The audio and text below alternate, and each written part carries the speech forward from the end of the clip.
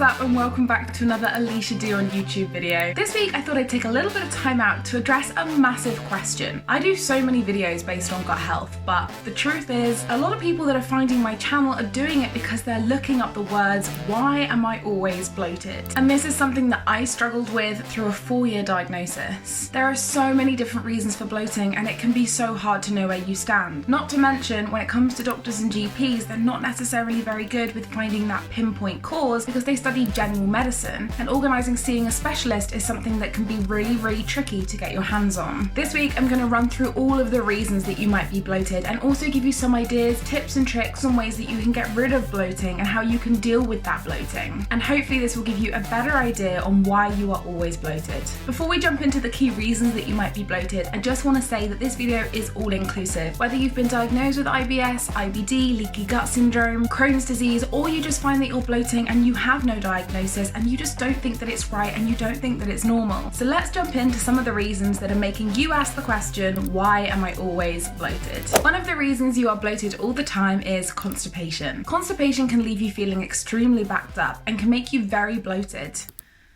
More water, more water. Okay. We're experiencing a small heat wave in the UK and as a country we're not very well prepared for hot weather, so long hair is a challenge. Being constipated can leave you feeling really bloated for really obvious reasons. Obviously, if not much is moving and everything is becoming backed up, more space is being used up and therefore your gut is going to expand. Also, more things like bacterial growth and more of gassy bloats are going to exist because there's so much waste that needs to be gotten rid of. One of the key things you can do to help yourself out here is exercise. Exercise, as you probably know, can lead to massive spikes in serotonin. And serotonin has been associated with people who have diarrhea.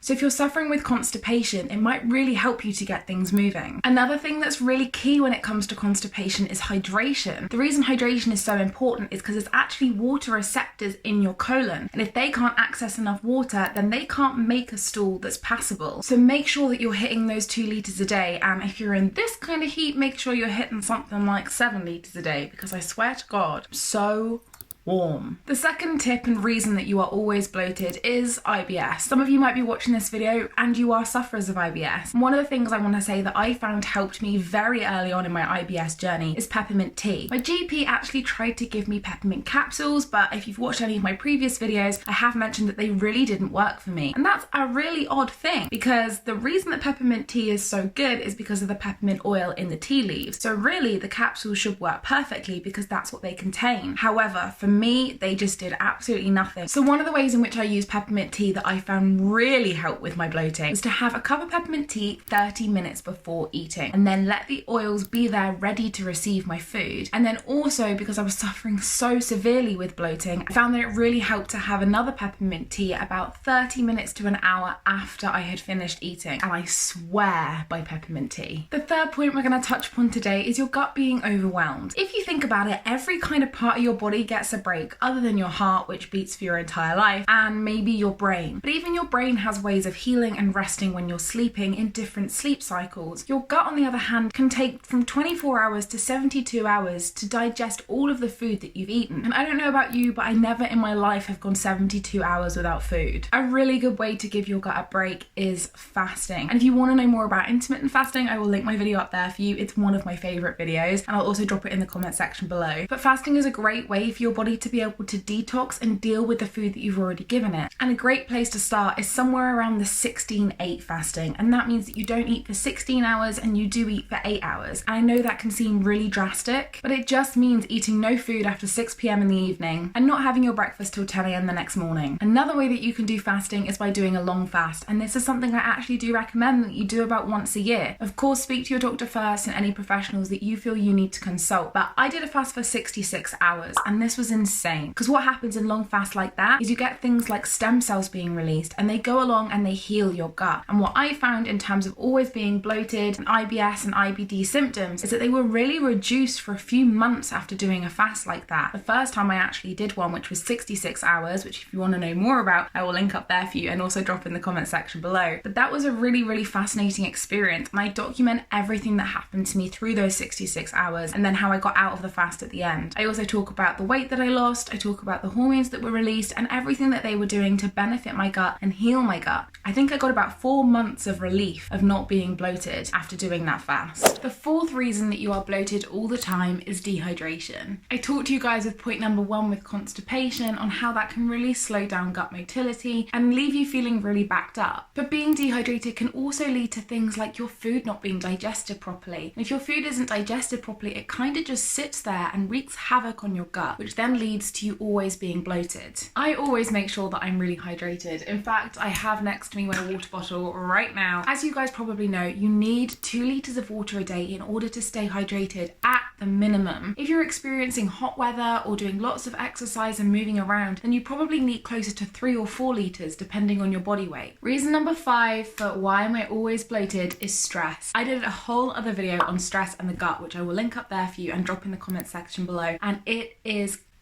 insane the amount of talking that the brain and the gut do. It's also insane the amount of control your gut has. Your gut can do things and make decisions without involving the brain, which can sometimes lead to really poor decision making. And this is because the gut is trying to prioritize what the body needs in a time of stress. And things like digestion aren't seen as priority 1. So when you're really stressed, you go into a fight or flight mode. And this basically means that digestion shuts down. And normally back in caveman times, this wasn't an issue because it only happened whilst you were running away from something that was trying to kill you, or you were in a really stressful situation for probably all of 15 seconds because then you either survived it or ended up dead. However, in modern day, you're dealing with stresses that are extremely prolonged and they can also be self-inflicted with no easy fix. So if you want to know more about stress, I would definitely jump on over to that video after this one, because once you understand stress and what it's doing to your gut, it's so much easier to be able to help your gut through that time of stress. And it could be a big reason why you're bloated all the time. Other things you can do to relieve stress are things like belly breathing and yoga. These 2 were massive cornerstones for me when I was first diagnosed with IBS, and belly breathing was something I didn't really understand how to do, but it was very easy to learn. And if you're struggling with belly breathing, all I would say is place your hands on your stomach, and as you breathe in, you'll feel your belly expand. You'll feel your belly push against your hands, and then when you breathe all the way out, you'll feel your belly compress, and you'll also find that your lower back engages. And this is a really fabulous way to create space and breathe into any of the cramps or digestive issues that you're having. And so being more in tune with it is definitely going to help you with always being bloated. The 6th reason you are bloated all the time is drinking water whilst you're eating. Now, I know earlier that I said that it's really important to stay hydrated, and that's true, but it's all about preparedness. You need to make sure that you're hydrated well before dinner's even being cooked. When you eat food, your food goes to your stomach, and in your stomach there is stomach acid, and acid helps break down your food, which then carries on to the rest of your digestive system. Like I said earlier, if you're dehydrated, your foods aren't always broken down properly, and this can lead to foods being sat there, not properly digested, causing you to be bloated. It has a very similar effect if you drink too much whilst you're eating. So stomach acid is obviously acidic, and water has a pH of 7, which is otherwise known as neutral. And this means that if you're drinking water whilst you're eating, you're diluting your stomach acid and you're impairing its ability to do its job properly. So what I like to do is make sure that I don't drink any water for 30 minutes before I eat my food, and up to about an hour after I drink my food. If I need a couple of sips because I'm parched, then of course I'll take them. But gulping down lots of water is just going to make your food sit in it, and it's not going to break down because, well, if you put your food in a glass of water, nothing would happen to it. This one is really important, but similar to hydration, it means thinking ahead. What I like to do is make sure that I've hit at least 2 liters in the day before my dinner is even cooked.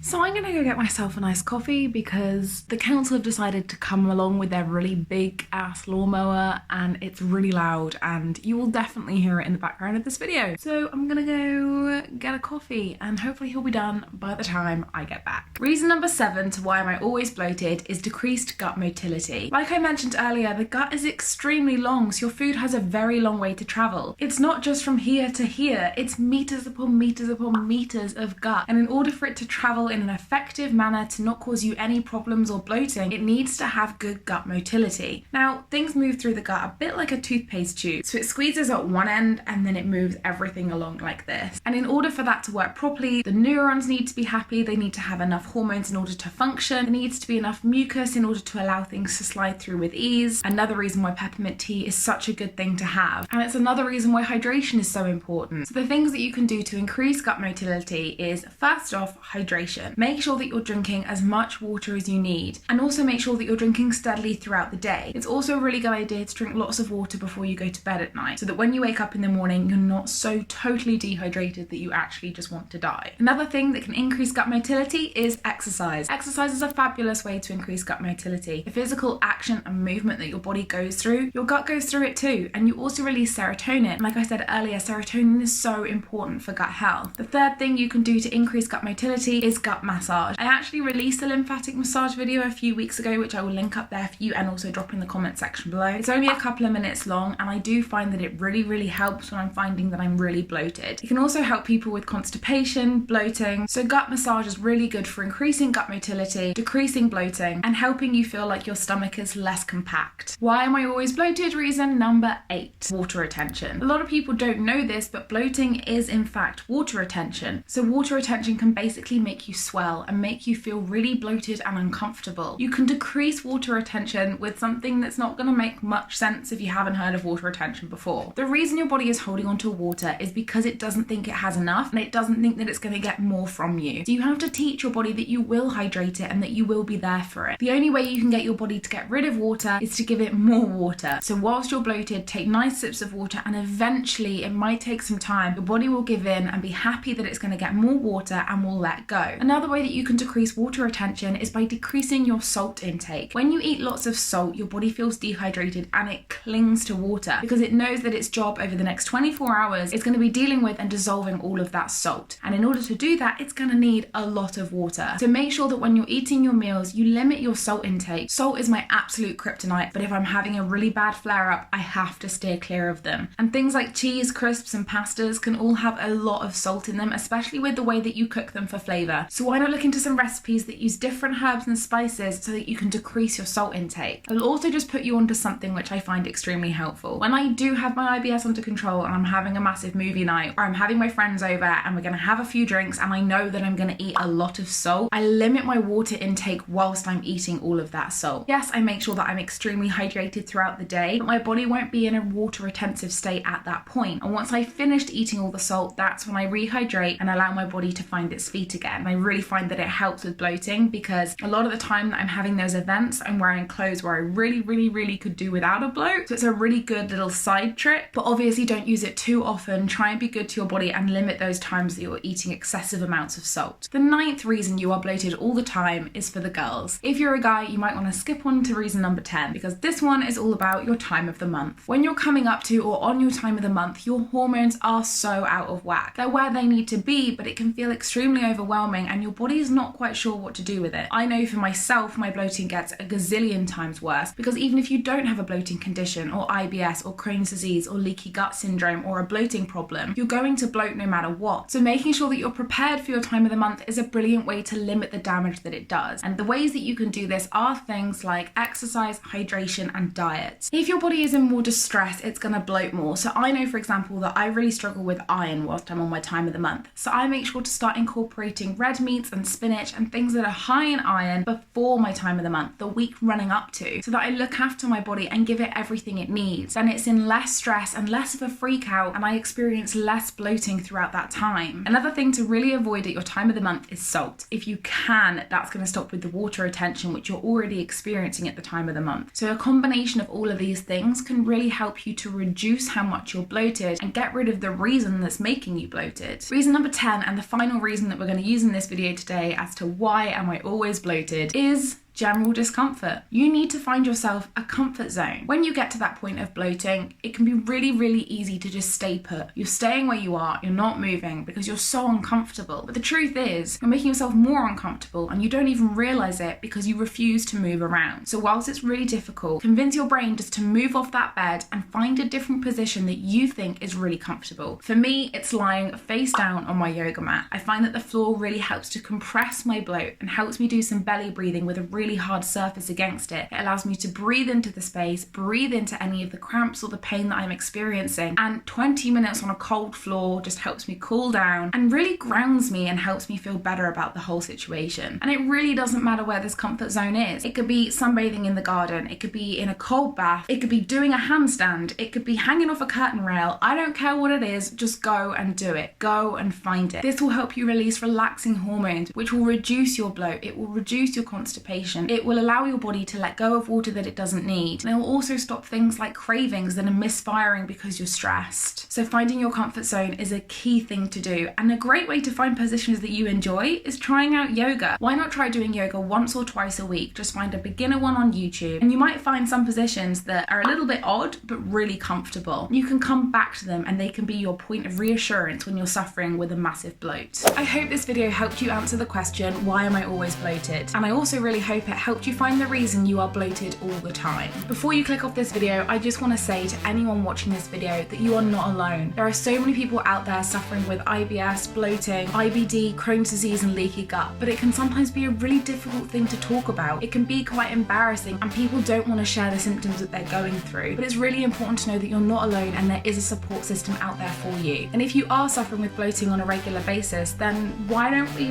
form an alliance of some kind? Do you want to form an alliance with me? Absolutely, I do. Good. Excellent. If you like this video, please give it a thumbs up. Make sure to jump on down to that subscribe button. It really does help you reach so many more people who are suffering with IBS and bloating. If you have any tips that you want to add and you want people to know about, please drop them in the comment section below. If you have any questions that you want me to help you with or try and help you with, also drop them in the comment section below. If you want to come on over to Instagram, you can find me over there at Scribbles by Alicia. Thank you so much for tuning in. I really hope this helped. See you next week. Bye. It's so hot. I'm dying. Being consummated. Ew. God, it's too hot for this. Another thing to really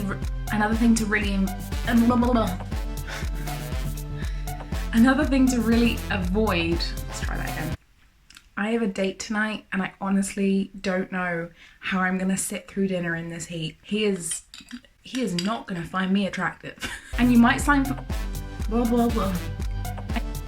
Oh my god, there's a mosquito on my ceiling. Don't bite me. I don't wanna get bitten.